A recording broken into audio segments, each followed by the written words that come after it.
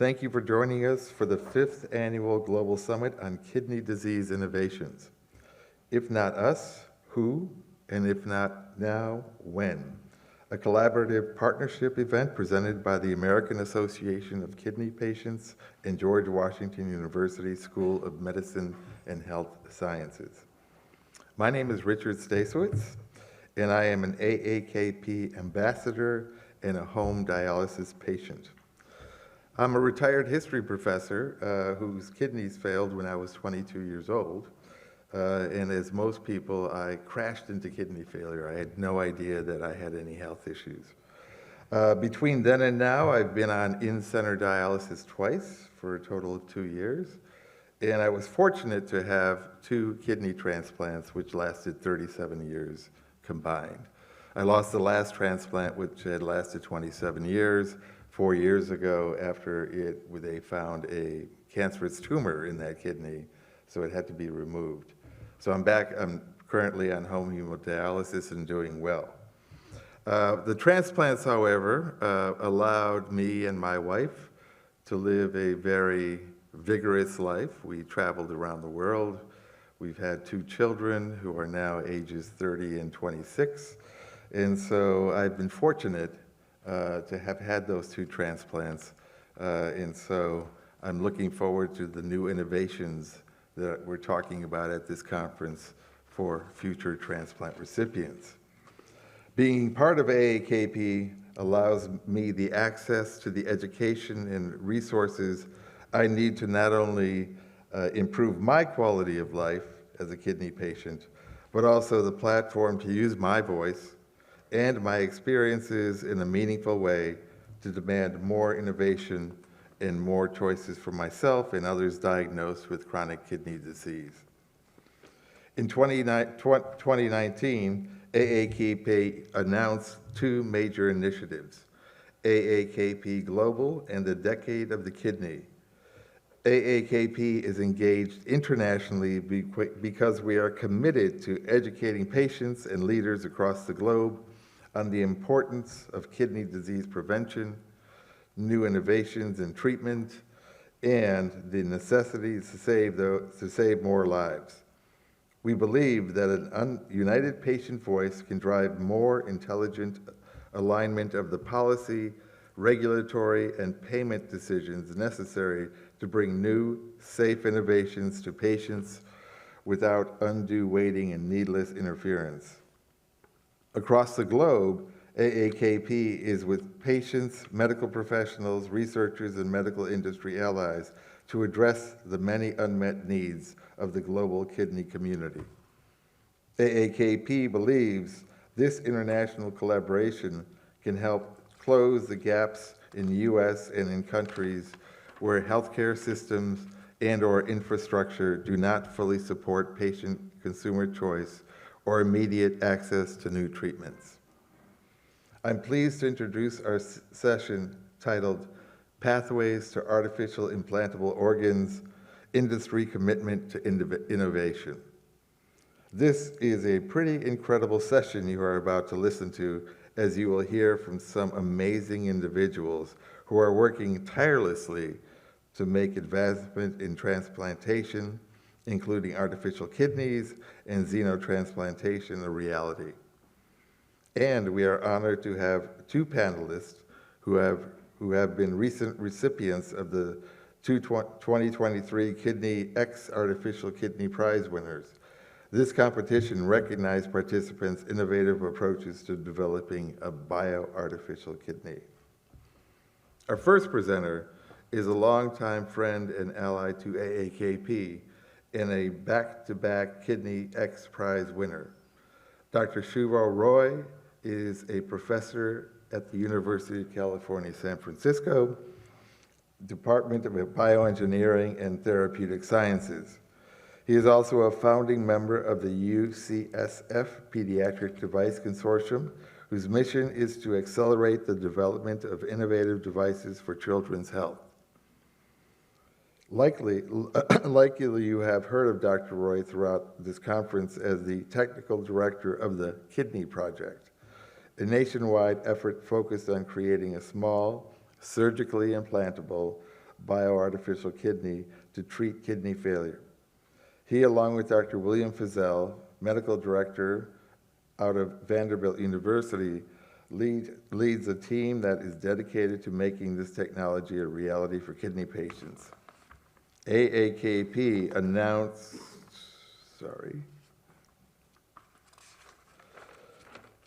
our formal partnership and support of the Kidney Project in 2018 because we are impressed by Dr. Roy and Dr. Fizell and their commitment to the inclusion of patient insight data and patient lived experiences in their work.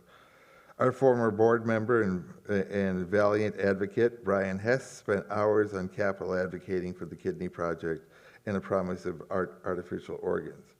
I also have to admit that I am on the Patient Advisory Council for the Kidney Project, so I've been intimately involved myself. Without further ado, please welcome to the podium Dr. Roy.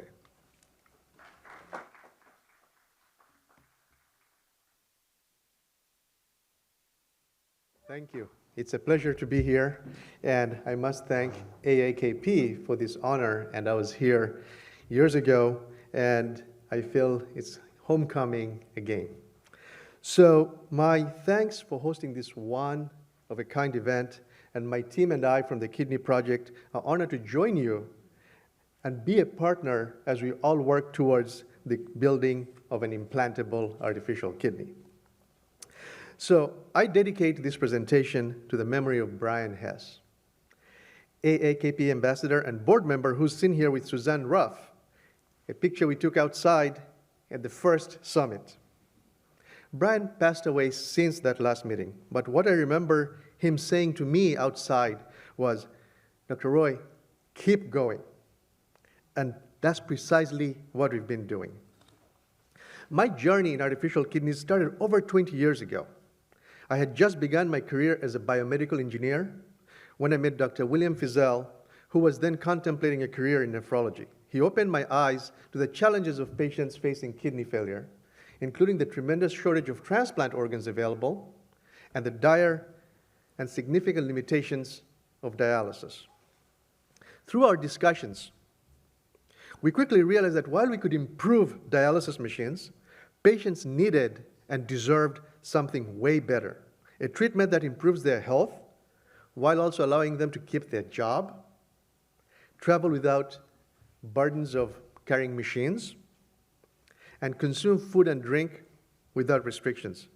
Our vision is for an universal donor kidney. This device, the implantable bioartificial kidney, or IBAC as we call it, is powered by blood pressure alone, no batteries or external connections needed. This device is a two-stage system that replicates the main functions of a healthy kidney. The first stage, the hemofilter, is built from highly efficient semiconductor silicon membranes, which filter toxins from blood using the patient's blood pressure alone to drive the filtration, and without the need for blood thinners. The other main functions of the kidney is replicated by a second stage, the bioreactor, that also uses silicon membranes to encapsulate growing kidney cells that provide some of the key functions of a kidney while protecting the cells from the patient's immune system. The IBAC is a compact device intended to be surgically implanted into the abdominal region with a procedure very much similar to kidney transplant. The development of the IBAC is grounded in proven science and demonstrated technology pioneered at the University of Michigan by Dr. David Humes. He created the first bioartificial device for kidney failure, and to date, still the only one that has made it into FDA-approved clinical trials. He took conventional dialysis technology at the time and combined it with renal tubule cells from cadaver kidneys to construct the renal assist device, or RAD as he called it, basically an artificial kidney that could connect to human externally. The results were incredibly encouraging. The RAD doubled the survival of ICU patients with kidney failure who would otherwise died, and he did not use anti-rejection medicines in these patients. When Dr. Fizell and I learned of this work, we quickly connected with Dr. Humes, and they realized that the RAD was the perfect template for us to build on. The concept of the rad is brilliant. Instead of trying to recreate a full kidney biologically, it took a hybrid approach to provide those essential kidney functions, basically a minimum viable product to keep patients off dialysis. To provide the filtration functions of a healthy kidney, the rad used conventional dialyzer membranes as the hemofilter. The other key functions of the kidney were accomplished using renal tubule cells that lined the other dialyzer to serve as the bioreactor. Moreover, by housing the renal cells inside the dialyzers, they are isolated from the patient's immune system, thereby avoiding the need for anti-rejection drugs. We recognize that the RAD's biohybrid architecture of combining artificial components that were built with biological elements that were grown could also provide the fastest route to get our implantable bioartificial kidney, the IBAC, to patients. To miniaturize the RAD, we use semiconductor silicon technology. We chose silicon as it is the most perfected human-made material ever. As we can see from the development of cell phones and electronics, silicon technology allows for extreme miniaturization of sophisticated systems while leveraging almost 60 to 70 years of reliable and cost-effective manufacturing. This is a prototype of the IBAC that we've built. It consists of a hemofilter and the bioreactor, which houses the renal tubule cells. The features of the engineered silicon membranes allows the bioreactor to provide immunoprotection, meaning no anti-rejection medicines, prevents the passage of viruses between the cells and the patient. The bioreactor does not require the growth of new blood vessels, since it's connected directly to the blood vessels, similar to kidney transplant. And by using human kidney cells, we can avoid some of the controversies that are associated with use of animals. And by growing them as a single layer of cells in our device, we avoid the need for complex construction. Today, we've arrived at the point where the IBAC is no longer a theoretical concept. The fundamental proof of principle that you can combine a filter with cells has been established. We've shown working prototypes in pigs, fully implanted with no external connections and do not require immunosuppression. The device runs off blood pressure, and as you can see at the very tip of that catheter that is going to the bladder, you're creating urine. Today, Medicare spends almost $50 billion annually on treating end-stage kidney disease. In a cost-benefit analysis, we conservatively determined that if only 20% of patients were implanted with an IBAC, Medicare could save over $6 billion annually. We're now ready to move to the first clinical trials.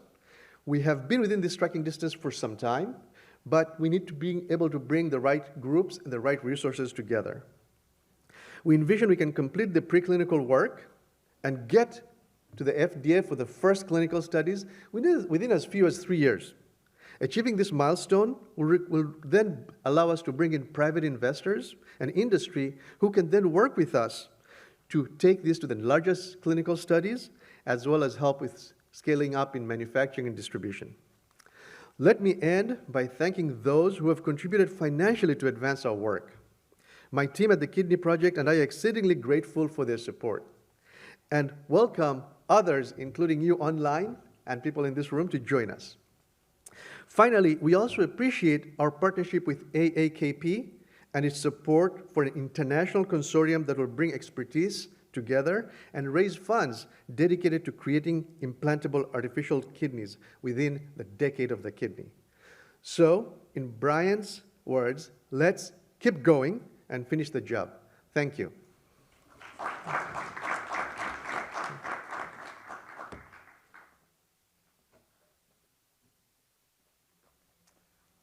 Dr. Roy, we appreciate your sharing with us the latest news on the Kidney Project and what is needed to make this treatment happen for patients.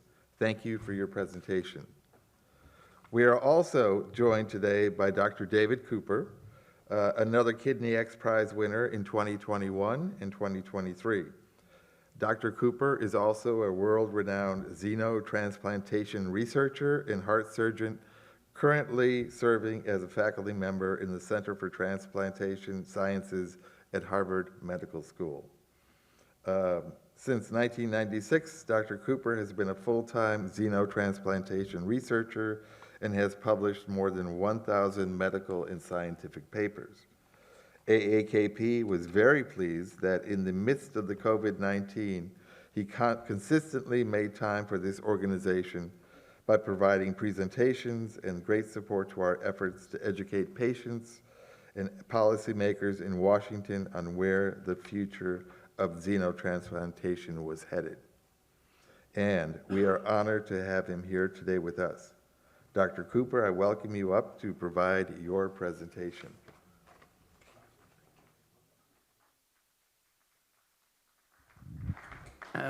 Well, thank you very much indeed, and it's a great pleasure to be invited here. I'm most grateful. I didn't put in my slides that I'm actually a consultant to eGenesis, one of the companies that is making pigs for this purpose, but what I'm going to say is my own personal opinion, and eGenesis will be represented by a later speaker. So you heard that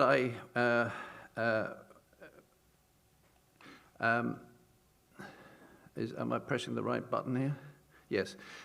I'm sure you saw this news over a year ago now of the pig heart transplant carried out by colleagues at the University of Maryland in Baltimore. The patient lived for 2 months. For much of that time, the heart beat very, very well, but then it probably got some rejection, and we're not quite sure why, but there were complicated reasons. But it was very encouraging that the heart did so well for such a long time. Unfortunately, the patient was so debilitated before the transplant that he really didn't recover as one would have expected a patient to. I used to be a heart transplant surgeon, and I had patients who went out of hospital after 4 or 5 days. But he, in 2 months, didn't recover because he was so debilitated at the beginning, which is often the case with patients who undergo these very experimental procedures. Now, you heard that I was a heart surgeon, and I like this riddle. I'm sometimes reminded of the differences between a rhinoceros and a cardiac surgeon. One has a thick skin, a small brain, and charges a lot. The other is a large animal that lives in Africa. Now, you're only allowed to make this joke if you are a cardiac surgeon yourself, because otherwise you get criticized. But today, I am actually a medical expert here, because the definition of a medical expert is a guy from out of town with slides, which I fulfill that criteria. So what I'm going to say is very important, as I'm a medical expert today. Now, this is a slide recently drawn up, which shows that the number of donors is increasing, human deceased donors. The number of transplants is increasing in red, but the number of patients being added to the waiting list is increasing actually further and more rapidly than the number of transplants that are performed. And this is our problem, and that's why we're all here today, and we're looking at this, resolving this problem one way or the other. The advantage that we have in the xenotransplant world is that we do have a whole organ that we could transplant. Our problem is different from Dr. Roy's. He's creating a new organ. We have a new organ, but we have to prevent the rejection of that organ, and that's a completely different problem. So the problem is an inadequate number of organs for transplantation, and the solution is, we think, Joe Tector will be speaking next, and I, and Mike Curtis from eGenesis, we believe that the transplantation of organs from gene-edited pigs, or what we call xenotransplantation, is the answer. And fortunately, we've hit upon the pig, and the pig has a lot going for it in this respect. It breeds in large numbers, it grows quickly to adult human size.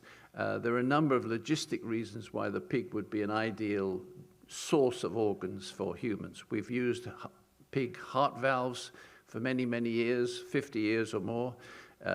We've used pig insulin as treatment for diabetes and so on in the past. And so we're quite used to using pigs for our own purposes. And so from an ethical perspective, I don't think it's too big a problem. Now, this is a pig organ put in by colleagues years ago. in Canada, in fact, pig organ into a baboon. You can see immediately after it's revascularized, the clamps are taken off after the surgery.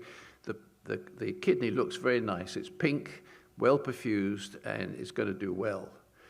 But this is an ordinary pig organ. It's a wild, what we call a wild-type pig organ from an ordinary domestic pig. But within minutes, it can look like this, literally within 5 minutes. It can be black. All the blood vessels in it are thrombosed, or they burst, and there's been bleeding into the tissues. There's edema and cellular infiltration and so on. It's a very vigorous immune response rejection. And this literally can take place within a few minutes, and certainly within a few hours. Quite different from if you put a human organ into a human, or a monkey organ into a monkey, which will probably take about a week to be rejected, 5 to 7 days or so. This occurs when you cross the species barrier, you get rejection very, very rapidly. And so this was a problem that we faced many years ago now when we didn't have genetic engineering. And Klaus Hammer, the late Klaus Hammer, who was both a surgeon and a veterinary surgeon, he said, the evolutionary distance between humans and pigs comprises 80 million years. That's how long it's been since we've been diverging the pig from the human. And so he said, what we're trying to do is to outwit evolution. So no wonder it's taken us 30 or 40 years to get to where we've got to now, because we're trying to overcome a biological process that has been devolving from each other for 80 million years. So that's why it's been a bigger problem than we all hoped it would be. And this is how we felt for the last 30, 40 years. I'm the person on the right, the little guy on the right. We're holding back this vigorous immune response, which is overwhelming the pig kidney. And it's been tough, as Joe will know as well, it's been very tough trying to overcome these problems one after the other over these years.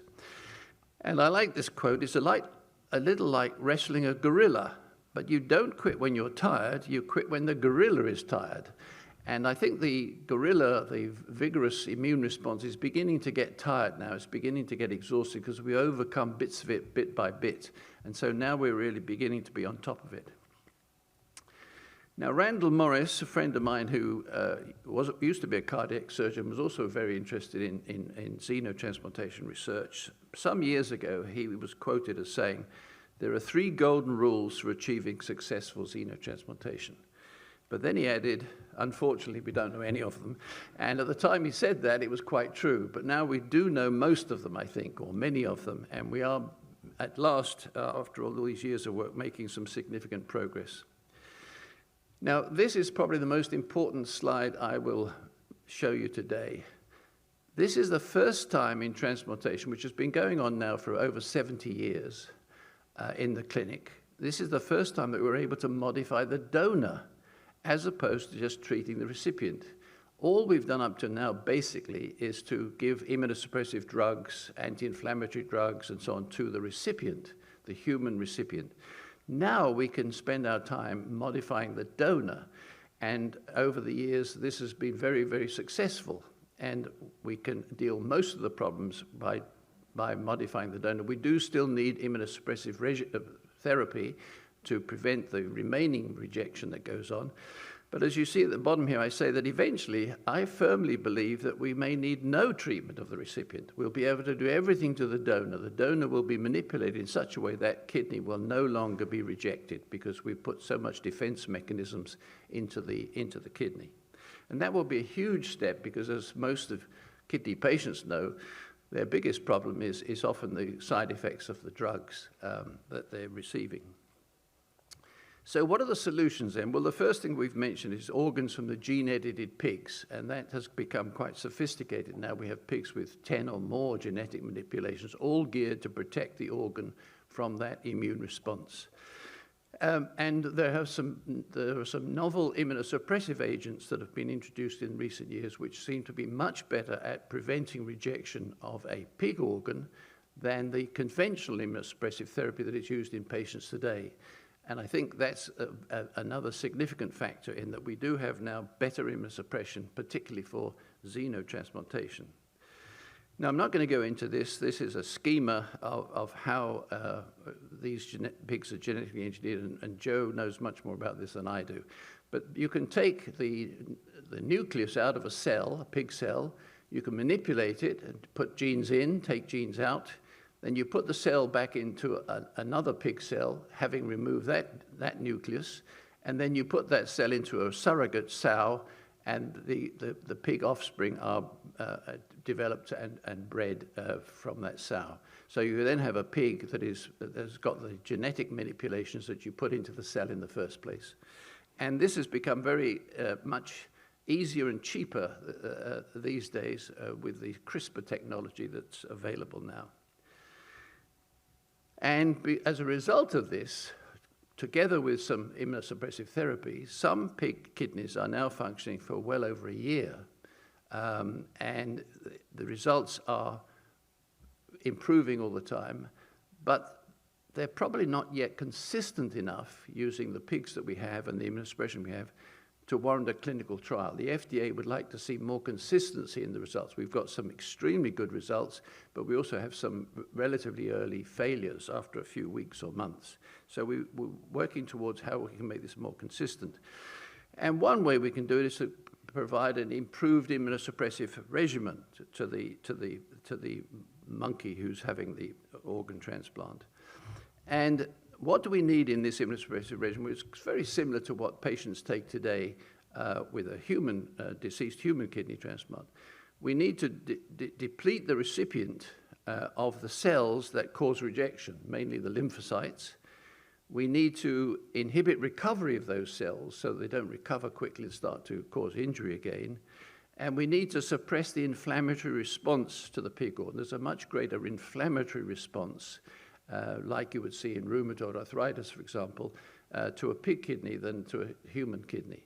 So we need a combination of drugs that will prevent the cells returning, the cells that will make antibodies, they will be suppressed, and the inflammatory response will be suppressed. And we are currently testing that, as is Joe, with various combinations of the drugs that are available to us. Now, if we can overcome that last remaining problem, what patients would we might offer xenotransplantation to in the first place? Well, there are patients, unfortunately, on the waiting list, a large number of them, who will probably never be offered a deceased human donor organ. They may be, if you look at patients in the age range, say 55 to 65, if they have to wait 5 or 10 years for a human organ, they may be at a point then when they've either died because of other causes, perhaps other problems as well, or they've been taken off the waiting list because they've developed more comorbidities, other complications, which make them no longer a very suitable candidate for an organ transplant. If they're a blood group O or B, they have to wait longer on the waiting list than if they're blood group, say, A or AB. And patients who have got a diabetic nephropathy, the kidney disease is a result of diabetes, they, on the waiting list, they tend to die earlier than patients who are not diabetic. And so I think you can predict these patients when you put them on the waiting list. And we obviously don't say to patients, you're probably never going to get an organ transplant, because that's be very depressing for them, and we don't know exactly which ones will and which ones won't. But we do know that they have a very high risk of not getting an organ transplant. And if we put that to them early on and said, but maybe we could give you a year or 2 or 3 or 4 or 5 years if we put a pig organ into you, and you won't have to be on dialysis during that time, I think many of them would say, I'll take that risk. The risk too is if the organ is rejected or they have some other major problem, we're going to take the pig organ out, they can go back onto dialysis. So it's not an all or nothing, it's just a matter of, can we provide you with a period of time when you won't necessarily be on dialysis, and a lot of patients would like that, of course. And here you can see on this chart, if you look on the right-hand side in the red, they are patients who are on the waiting list. They were obviously good candidates when they were put on the waiting list, but within 5 years, 45% of them are either no longer with us, or they've been taken off the waiting list because they have problems, other problems that have developed, and they're no longer a suitable candidate.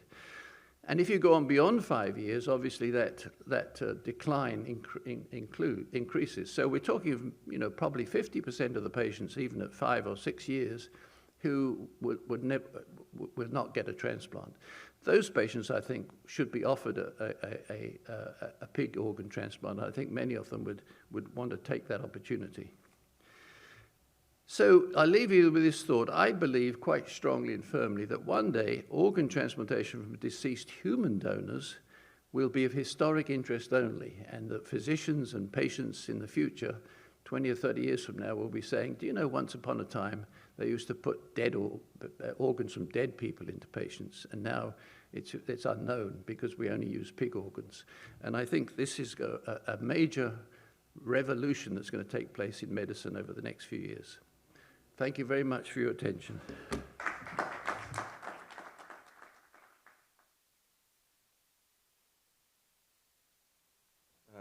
Thank you, Dr. Cooper, for giving us more insight into your work in the xenotransplantation space. Our next speaker is Dr. Joe Tector. He is the founder of Makana Therapeutics, a company focused on developing clinical-grade pigs with reduced exoantigen expression, making pig-to-human transplantation of these cells, tissues, and organs possible. Dr. Tector is also professor of surgery and director of xenotransplant research at the Miami Transplant Institute in South Florida. He has also dedicated his career to solving organ shortages through xenotransplantation. Dr. Tector is a strong patient advocate who understands the unique needs of kidney patients and the need for greater choices in care treatments. Please welcome Dr. Tector.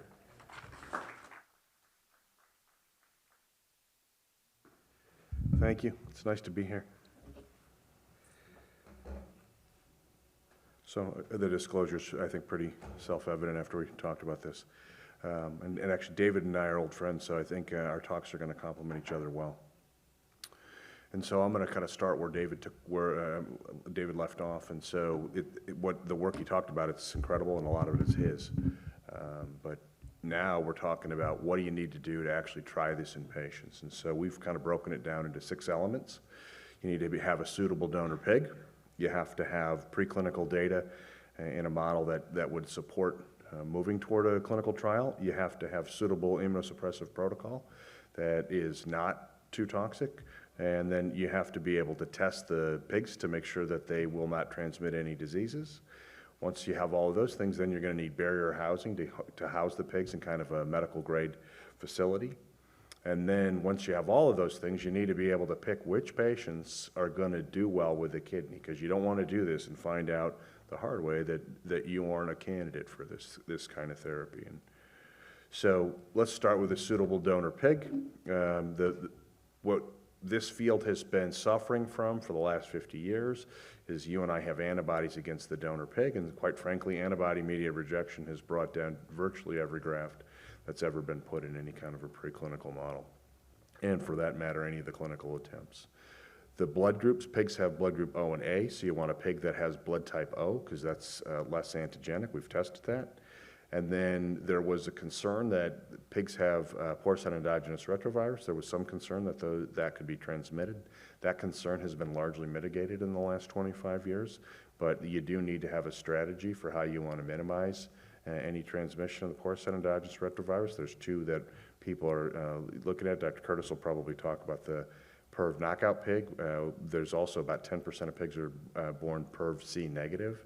And to get the porcine endogenous retrovirus to even get into a transformed cell, which is the only kind of cell they've been able to get it into, you have to have an AC recombination event. So PERV A and PERV C have to recombine.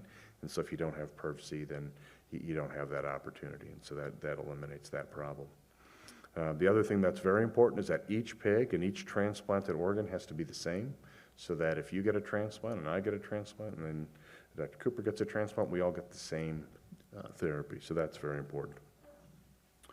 So our team at Makana Therapeutics, and out of my lab started at Indiana University, but now at the University of Miami, we deleted 3 enzymes that produce key glycan xenoantigens.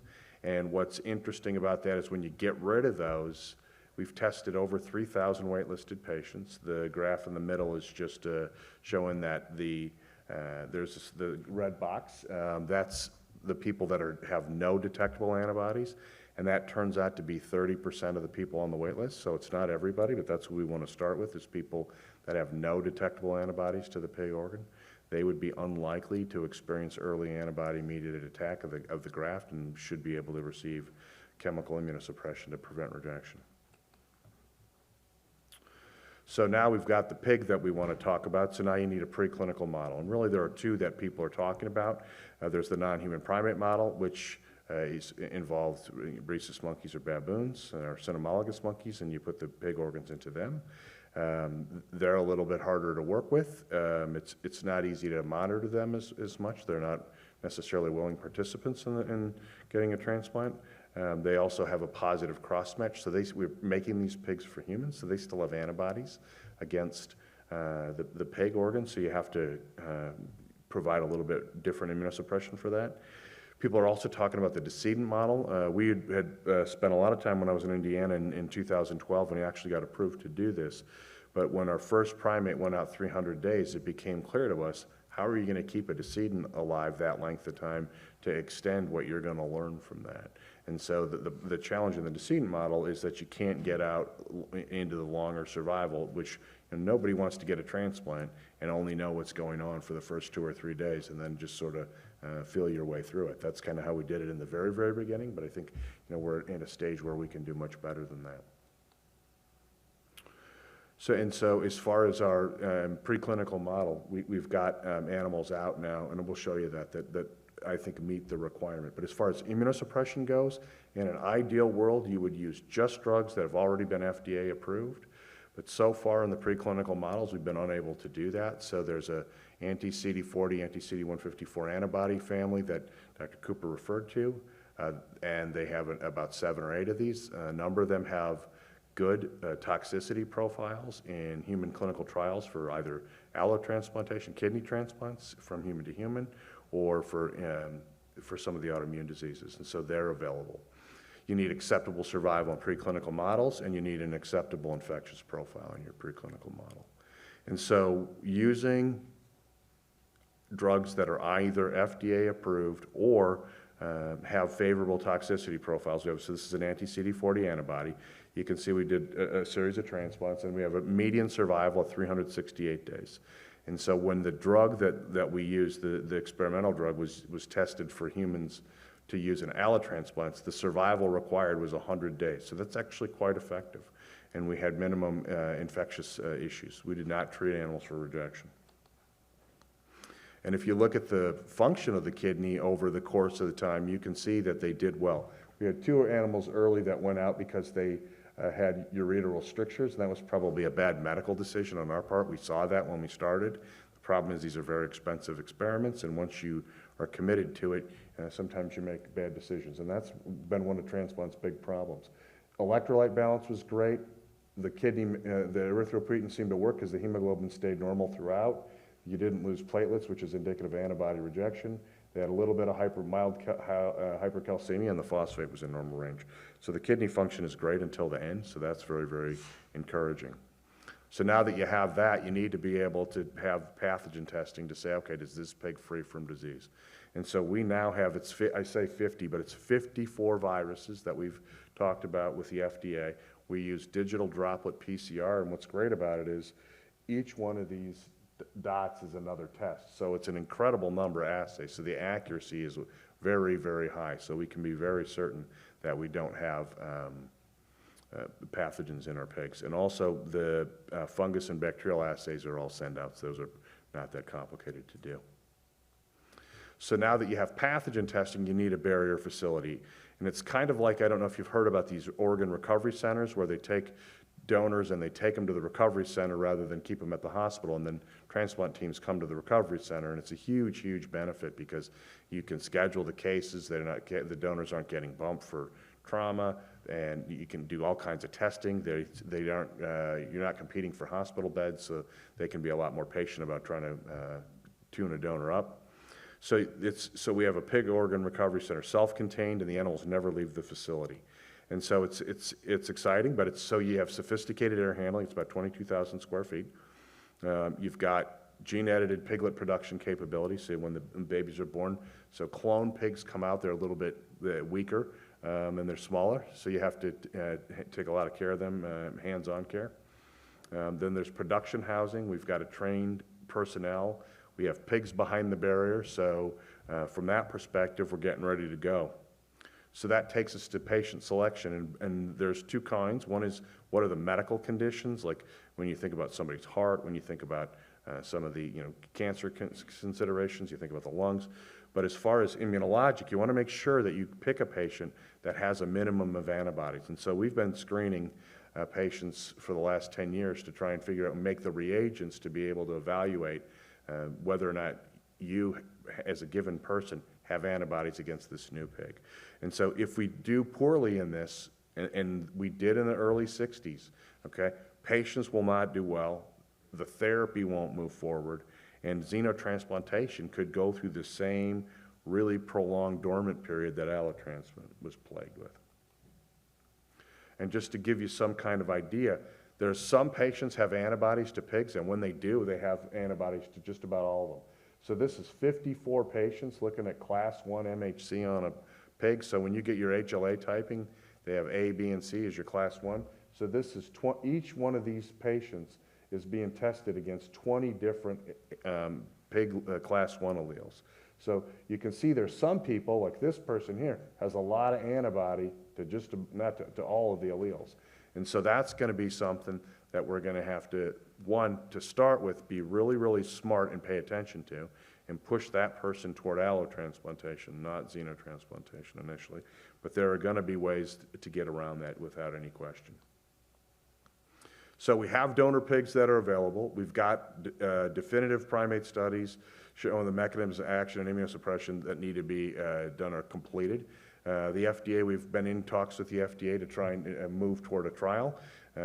They've asked us to do a GLP study with acceptable exceptions. And so we are gearing up to start that in the next 6 weeks. And so we have the piglets that are on the ground. They need to get a little bit bigger. And we're waiting for some of the immunosuppressive drugs got to get shipped to us. But other than that, we're going to get started in late July, first week of August. There's some question, and we don't have feedback yet on whether we are going to have to wait a whole year of survival, or if at 6 months, if we have good biopsies or some intermediate period in between, if we can go forward. Now, if you think about it, we've got more than 25 animals have gone out more than a year. Our longest survivor survived barely short of 5 years. We've got a number of animals out more than 2 years. So I think we're hopeful that the FDA will agree with us that between 6 to 12 months, if we have good function, we've lost 3 out of over 105 transplants. It's an unusual time to lose the graft. And so we're hoping we could start a little bit earlier. But quite frankly, I got interested in this in 1984. Dr. Cooper's probably the only one who predates me, but they say I'm not patient, but I think that isn't really a fair assessment. The detailed pathogen testing is critical, but it's developed, and the medical grade housing is available. And so the next really big thing is going to be histocompatibility testing to do really careful selection of the appropriate people that are going to benefit from this. And if we don't do this correctly, or we compromise our decision making, I mean, everybody wants to get going, right? But we have to be smart now, because every victory in this field has been hard fought, and it's not going to change now. So if we don't, patients are going to suffer, and xenotransplantation is going to languish. I want to just thank my team, and I want to particularly thank Jose Estrada and Matt Tector, who's actually my brother. So he's a beneficiary of two KidneyX awards for Makana Therapeutics, and Andrew Adams, our collaborator at Emory, who's done all the primate transplants. And then we want to thank our sponsors. Thank you very much.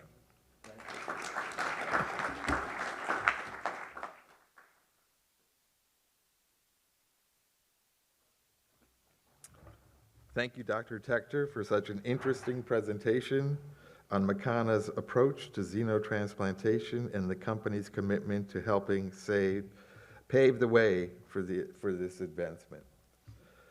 The excitement continues with Dr. Mike Curtis, President and CEO of eGenesis.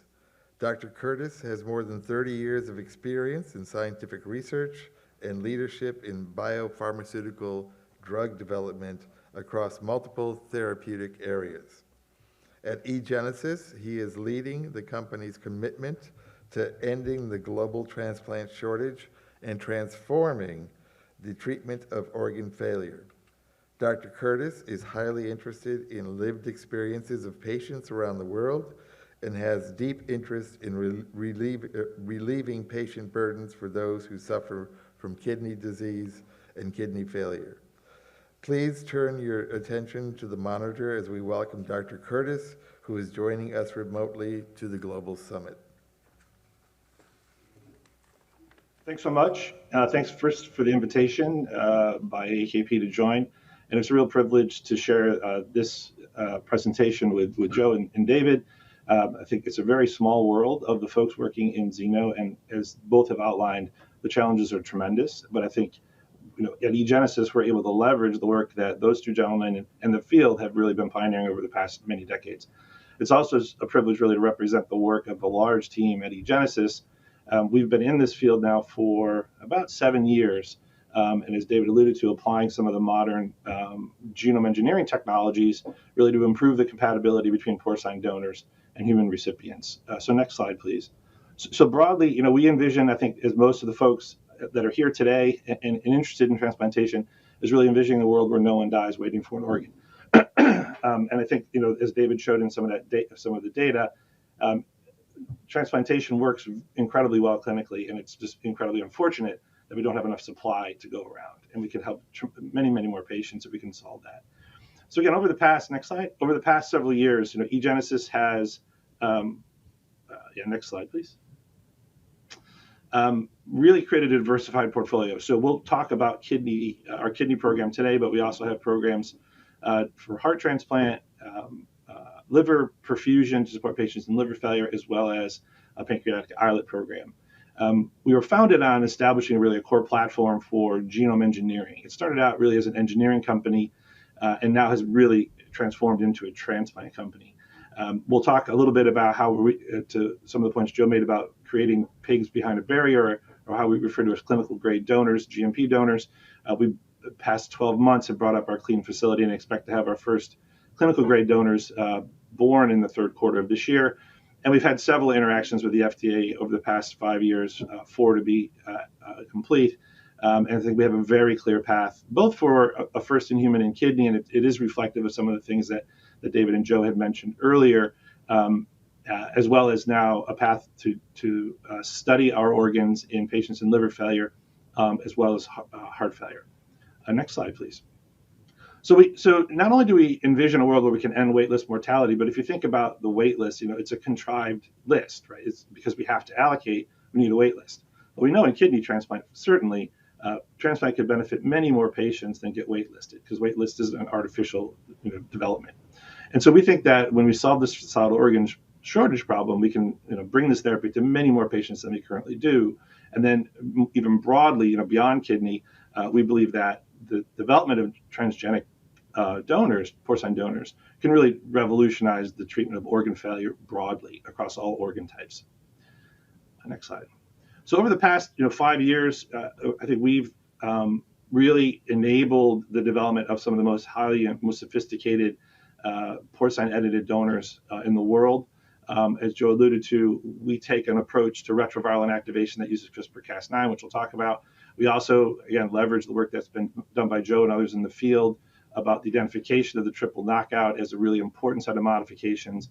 And then the third sets of edits that we do are including human regulatory transgenes into the porcine genome to regulate mechanisms of rejection to improve and promote long-term graft survival. And as David alluded to, the vision here is to be able to use porcine organs that don't require suppression. And we think the way to get there is, one of the ways, is to include regulatory human transgenes to help promote long-term graft survival.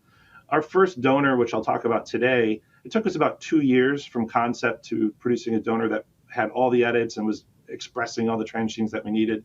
And more recently, we have a new technology that we refer to as single pass engineering, where we can go from a concept to a fully edited donor in about 7 months. So just to put it in perspective, we're editing these, all of our donors carry anywhere between 55 and 65 edits, which again, if you had said that 5 years ago, there was really no good way to do that. And most people are a little bit in disbelief that you could do it.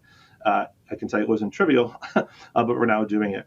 And up to this point, 5 years later, we have now 4 candidates that we've nominated into clinical development. And the first one should be entering the clinic later this year and early next year, and I'll talk about that. As Joe alluded to, the production facilities here are not trivial. Producing porcine donors that are clean and safe for humans is our priority, and this requires specialized facilities, which again are not readily available and something we had to build. I'll share with you some of our preclinical data in the non-human primate kidney transplant model.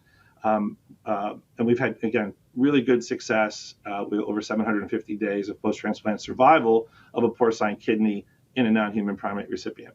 And then, as I mentioned earlier, we've had many interactions with the FDA to get clarity on the nature of the donor, like how we're producing it, how it's controlled from an adventitious agent perspective, the duration and types of non-clinical studies we need to go to the clinic, and as David alluded to, the population. And I think most of our feedback's been very consistent with what David and Joe had previously mentioned. So next slide. So as I mentioned, we started out in Cambridge here in Massachusetts, really about genome engineering.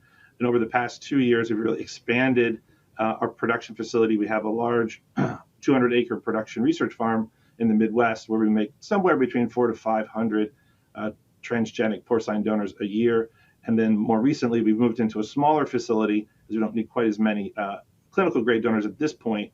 And this facility in white to the right is the facility that we will be making donors for the clinic and for our GLP tox studies. Again, first piglets are scheduled to be born in the third quarter. We couldn't do any of this without really strong collaborations with our academic partners. And as David mentioned, we've had a long-standing collaboration with the team at Mass General. But as we've developed these donors, if you want to get into the world of xenotransplantation, there's only a couple sources of donors. And so as we've shown success, there's been a tremendous amount of inbound interest, and we're willing to work with folks, to enable this technology. I will have to admit, we're reaching a point now where we're sort of maxing out on our ability to supply donors for multiple collaborators. And I think for us as a company, focusing on getting into the clinic is incredibly important. So as much as we want to work with more collaborators, I think it's important for the field, we do reach kind of a practical limit of how many donors we can actually supply. So just to give you a little color on the next slide of how we think about editing, again, we use CRISPR-Cas9. Next slide, please. On the far left, and the company was founded on this idea of using CRISPR-Cas9 to inactivate endogenous retroviruses. Every pig genome will contain anywhere from 50 to 70 copies of the retrovirus. And until the discovery of CRISPR-Cas9, there was really no robust way that we could go and address. The challenge with the retroviruses is they're incorporated into the genome. So back in 2016, 2017, George Church at Harvard showed that you could use CRISPR-Cas9 to create a mutation in the retrovirus in the reverse transcriptase, which prevents the virus from replicating. So it adds an additional level of control and reduction of risk of zoonotic transmission from porcine donors to humans.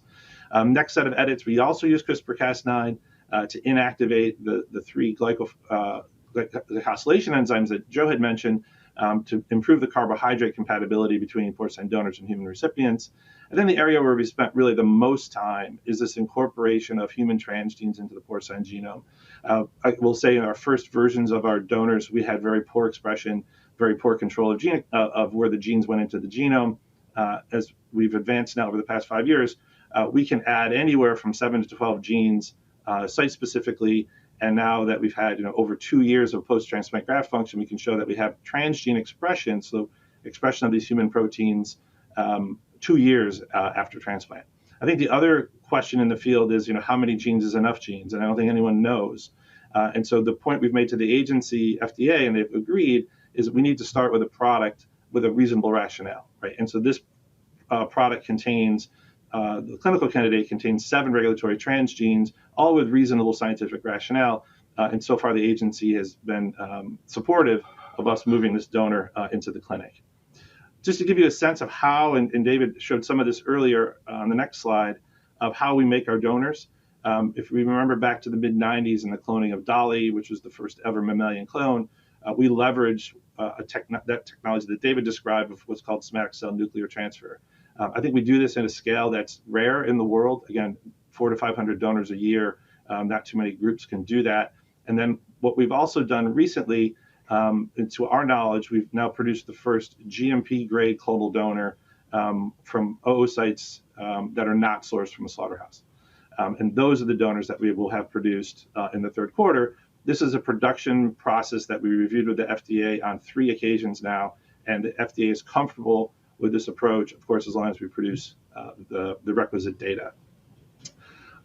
We have a portfolio of products on the next slide. Our first product that will actually enter the clinic will be a product to support patients in liver failure. This is an extracorporeal perfusion product. We had a really positive meeting with the FDA in May. And one advantage of this particular product over kidney transplant is we're measuring endpoints that are relatively short, right? So patients in acute liver failure have a very finite projected mortality if they don't get a transplant, right? And so one of the ideas simply is to bridge patients to transplant. The second is to bridge patients to recovery. And so the clinical endpoints are short, making it amenable to relatively rapid clinical development. Of course, kidney transplant, we're looking for much longer endpoints, years plus. And I think the heart program is somewhere in the middle. We're very similar to what they tried to do with Mr. David Bennett that David had talked about, is bridge patients from heart failure to transplant. So now I'll just take a few minutes to go a little bit deeper into our kidney program on the next slide. This is how we think about the kidney opportunity. Of course, we've talked a lot about patients on the wait list. And as David mentioned, patients 55 to 65 have very low likelihood of receiving a transplant. And many of those patients will pass away or come off the transplant waiting list. But of course, we have a growing number of patients that have had a previous human kidney transplant. And at some point, many of those grafts will fail. We'll need a second graft or go back onto dialysis. And of course, we have this very large population, and as David alluded to, that do relatively poorly over time. 50% mortality in 5 years on dialysis is not a great outcome. And so we view if we can solve this organ shortage, we can address this whole population. So just to give you a sense of our data that we've seen in the non-human primate and why we're so excited about our program on the next slide. And I think Joe alluded to this earlier, the data on the left shows the outcomes in non-human primate porcine kidney transplants over the past 30 years. And really between 2010 and 2020, you start to see several groups able to achieve greater than 1 year post-transplant survival in the monkey. On the right summarizes our data. Our clinical donor is eGen2784. The donor sitting next to that, eGen2734, has the same genetic edits, it just lacks the retroviral inactivation. We make that donor first, and then we add the retroviral inactivation to make 2784. This is a total of 25 transplants. 5 of those recipients have now achieved over a year survival. 2 more are progressing to 1 year. So if those 2 achieve the 1 year, we're looking at about a 30% success rate. In our discussions with the agency, they were comfortable with that. Because one of the challenges in this model is when we lose recipients, it's not just rejection, right? So this slide represents all-cause mortality. So if we lose the animal in the first week due to a surgical complication, that's reflected. If we lose the animal due to opportunistic infection, that's reflected. If we lose the animal due to failure to thrive, one of the challenges is these animals don't eat very well immediately post-transplant, so there's significant body weight loss. All these things are not something you would typically see in a human transplant, but there's something that we have to struggle with in the primate.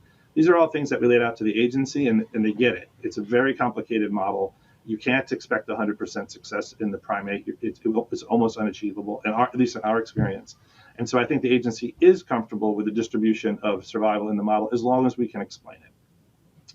So as we think ahead about where we're headed with this, on the next slide, we've had some inbound interest from collaborators around the world, not only in the US. We are starting 2 partnerships in Asia.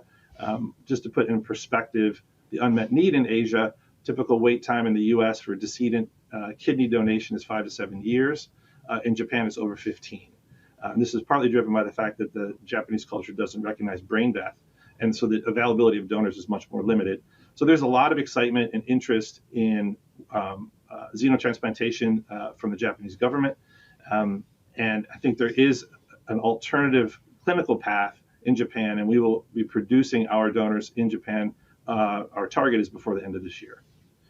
And then if you think about our programs overall, on the next slide, As I mentioned, our first program, about 2 years ago, we nominated our clinical development candidate. This candidate carries the triple knockout, plus 7 regulatory human transgenes, plus full retroviral inactivation. Again, this will first see the clinic in our liver perfusion program. We expect to do a series of decedent studies. I think Joe alluded to this, where we're studying perfusion in patients that are in brain death, very similar to what was done by Bob Montgomery at NYU and Jamie Locke at UAB, looking for the ability of the liver to detox and to maintain hemodynamic stability. That will then lead into an IND submission early next year. And then it does also, because this is such a high unmet need in patients who are acutely facing mortality, open the door for compassionate use. We are planning to do a series of decedent studies in our kidney transplant program. As Joe's correct, sustaining a decedent for a year is not practical, but we do think sustaining a decedent longer than 3 days is possible. And so this is something that we're exploring as we bring our donors into Japan and continue to build out our non-clinical program. So with that, thanks again for the opportunity. Yeah, it's great to be part of this. And I think in the next year, you're going to see the start of the first clinical programs. And from eGenesis perspective, that will be for liver, but I think it's incredibly validating for the field of xeno to move the first product into the clinic to help patients. Thank you, Dr. Curtis. We appreciate you joining us today to share the work of eGenesis and your company's approach and commitment to xenotransplant as a solution to the organ shortage. Thank you again. AAKP has friends and allies around the world, hence one of the reasons we are hosting a global summit. We are fortunate to have John Giconio as an international ally. Mr. Giconio is president of the Renal Patients of Kenya. He is also a kidney transplant recipient and father of 2. Mr. Giconio is another fine advocacy leader we have worked with to help develop the World Health Organization's framework for people living with chronic disease. We were honored to have Mr. Giconio who recorded a message sharing a little bit about this kidney journey and work he is doing with the Renal Patients of Kenya. Please focus on the monitors to hear a message from Mr. Giconio. My name is John Giconio. I am speaking from Nairobi, Kenya. I am the president of the Renal Patient Society of Kenya. This is an association of people living with kidney disease. I am a kidney patient myself, living with a kidney transplant, and I just marked 8 years with a transplant last month. So I've been with a transplant for 8 years. And so far, it has been a good ride, much better than living on dialysis.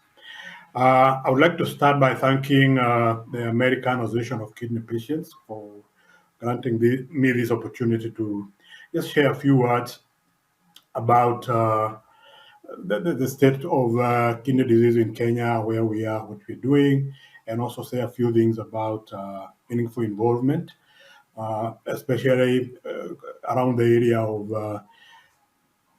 the innovations and development of medical devices.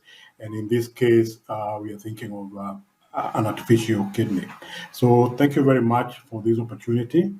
And I would like to start off by speaking about meaningful involvement and probably the opportunities for meaningful involvement in device development. I understand meaningful involvement to be, an opportunity to contribute in decisions that may affect my situation, my health, or my life. And this will involve honest engagement, where all views are considered, respected, and used in arriving at a settlement that is agreeable to all the parties. And in Kenya, we have been involved with meaningful involvement as a concept from the WHO, that's the World Health Organization, starting from last year when we had the endorsement of the concept of meaningful involvement. That was in June last year. And we did participate in that together with the World Bank. And I'm happy to say that our Ministry of Health was actually the first ministry to endorse the concept. So we have been working closely with our Ministry of Health now to bring to fruition the whole concept of meaningful involvement. And also to mention that even by then, the ministry had already embraced the whole concept of involving patients in decision making. And I do recall that in 2021, when the ministry was working on the second chapter of our national NCD strategic plan, the patient's representatives, we were asked to put our views forward, and then we were granted an opportunity to send 2 representatives to the technical working group that worked on the document. And so we participated fully, and our views were fully embraced in the document that came forward, that is the current national strategic plan for NCDs. And among the pillars of in that strategic plan, meaningful involvement and advocacy are very, very pertinent in the document. So it's something that has been happening, and we are happy that this year the WHO, I think last month, rolled out the framework now for the meaningful involvement, and we are going to be looking forward to seeing how we encourage all partners and stakeholders to embrace, endorse, and practice meaningful involvement. Now, what are the opportunities for meaningful involvement, particularly in involvement of kidney failure patients in development of artificial devices? I would start by saying that when you think of the whole concept of new innovations, they may be devices, they may be procedures or drugs or vaccines. There's usually some form of fear, trepidation, hesitancy, because it's new, it's about health, and we don't know what it will do to our bodies, etc.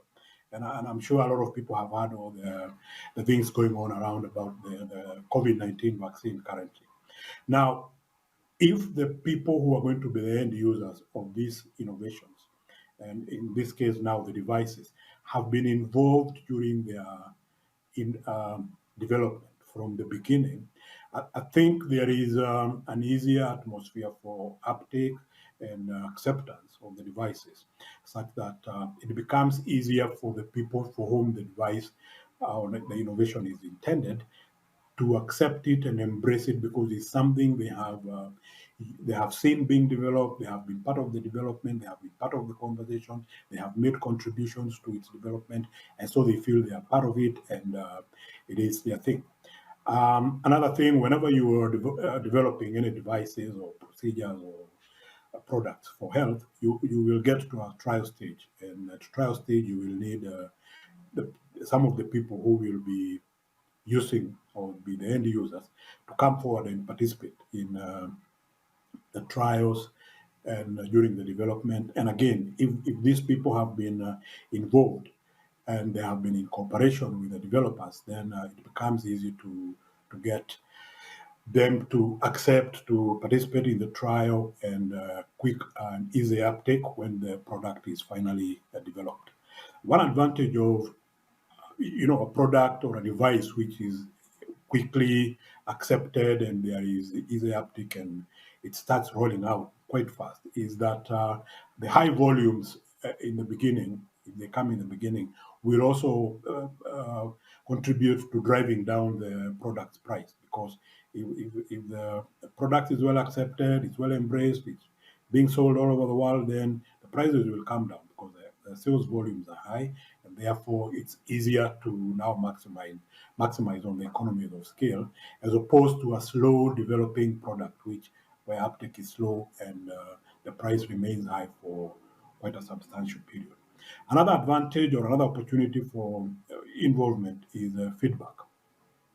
Again, when the end users are involved in the development of a product and then they accept it, they use it, they're able to give feedback because that cooperation is already in existence. They're able to give feedback and say, this is how the product is, this is where it needs to be improved, or this is how good it is, this is where the challenges are. And therefore, it becomes easy for both parties, the end users and the developers, to be able to cooperate and communicate to the benefit or mutual benefit of both, and the development and the streamlining of the end product, so that it becomes suitable and good to use for all the parties. Now, I may want to probably bring this conversation to Kenya and possibly say where we are as a country with kidney disease, where we are hoping to go, and why we are excited about the possibility of an artificial kidney. Currently, we have about 7 hospitals that are able to do a transplant in the country. Just yesterday, we were informed that an 8th hospital has conducted its first successful kidney transplant. And we're very excited about that because now that makes it 8 hospitals. Of these now, 2 are public, that is government owned, and the rest are private. A transplant costs about $7,000 in public hospitals, and that cost can double or even go higher than double in a private hospital. Of this cost, the National Health Insurance Fund pays for about $3,500. And then the balance the patient is supposed to foot for themselves. And this payment is available whether you're in a public hospital or in a private hospital. So as long as you are a member of you subscribe to the National Health Insurance Fund, then you will get the benefit of the NHIF paying for your transplant. Unfortunately, there is no post-transplant support after the transplant. So there is no support from the National Health Insurance Fund for post-transplant medication, that is the immunosuppressants. There is no support for post-transplant clinics, which comes with their costs for consultations and the regular clinics, the regular laboratory tests that a patient is required to do. And so that cost is not covered. Patients on dialysis, on the other hand, are covered for 2 sessions a week throughout their entire life. And this works out to about $1 million shillings per year. And but if someone transits to a transplant, they will not get that support. So this skewed, kind of arrangement has created a situation whereby a lot of patients now prefer to stay on dialysis because they only need to pay about $4 a month, and they are covered for NHIF. And if they decide to go for a transplant, then they may have to spend as much as $500 a month on post-transplant medication. So most families will not afford that, and they therefore prefer to have their kin or their patient on dialysis. Some of the challenges or some of the barriers for transplant in the country. I would think about the high cost of transplant. Despite the small amount that the NHIF is covering, for which we are very grateful, there is still a very high cost to procure and sustain and maintain a transplant. Because like I've said, there is no support for post-transplant medication, no support for clinics. Actually, there is no support for pre-transplant evaluation, which is also expensive. So this becomes a barrier to a lot of people, and they would prefer to stay on dialysis. The other barrier is that we have very stringent donation rules, organ donation rules. Our rules require that only living related persons can donate to one another. So you can only get a donor from among your living relatives, we do not yet have an organ or cadaveric organ donation program, despite our laws allowing that from our Health Act of 2017, but we have not been able to create the legal framework that would enable now to operationalize this law. So we are still struggling with that. And the result of that is that now we have a very suppressed donor pool, because only living relatives can donate to people.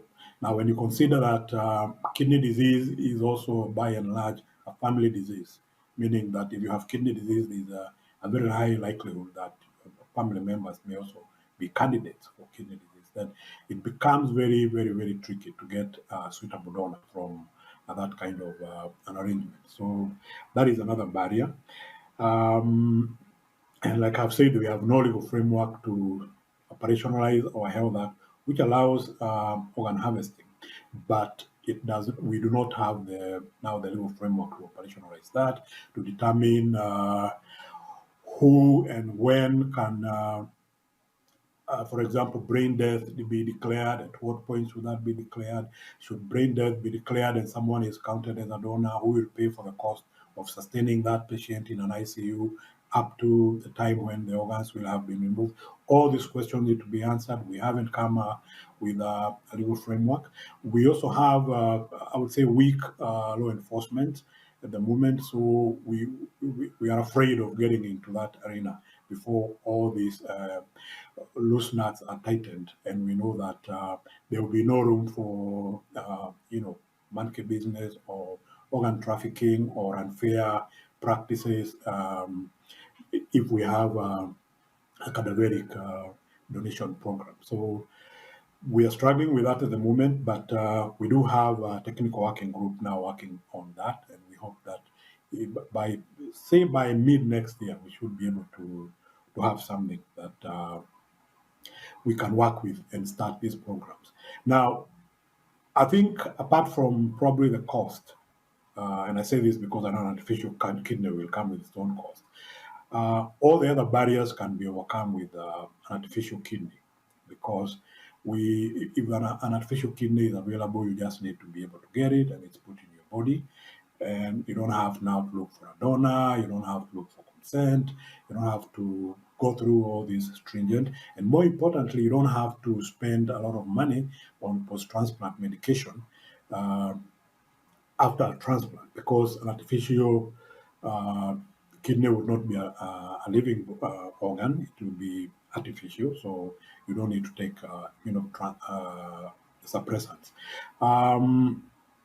I would imagine that the artificial kidney would also be possibly an implant. That would be much, much better. And if not, then probably an external device, but portable, or something one can attach at night when they're sleeping and it works on them, or they can carry around. There would also probably be an issue of security issues around that, because if I'm walking around with an artificial kidney of, say, $20,000, I wouldn't want a lot of people to know that, because there would also be potential for people to pin down and remove it and sell it for half the amount or something like that. So all these are challenges that we have to think about even as we develop these devices. But it's very exciting thinking about the potential for these devices, what they can do for us, how they can change and turn around our lives, and considering that still a transplant is still the best treatment for anyone who has a kidney failure.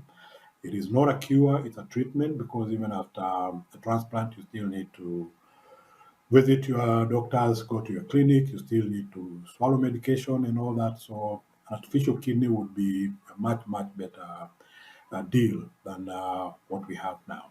I think I will end it there. And once again, I would like to say a very big thank you to the American Association of Kidney Patients, and for giving me this opportunity. And I look forward to other opportunities for engagement. And even if there is any way we can cooperate or get assistance, especially as we develop our legal framework for cadaveric donations, then that's an area I think we can cooperate, and I would be most welcome. Thank you very much, and asante sana. Thank you.